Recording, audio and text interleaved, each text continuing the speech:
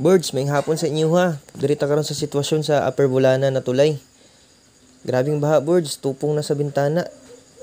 Ang kalalom sa tubig. Baha manggunigikan sa bukid. So diritanan napadulong kay ubos man diri na parts ang bulanan.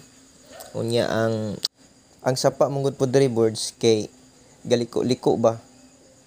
So nag-shortcut na ang tubig tungod sa kadaghan ug sa kakusog sa tubig.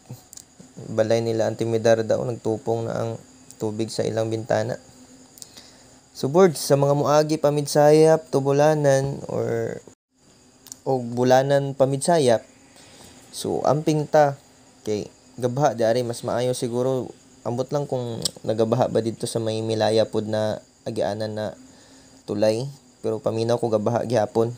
So mas maayo hulat na lang unsa tanan mo mabaw ning tubig. So amping ta sa biyahe na to, birds. Mas maayo gid na safety ang atong unahon.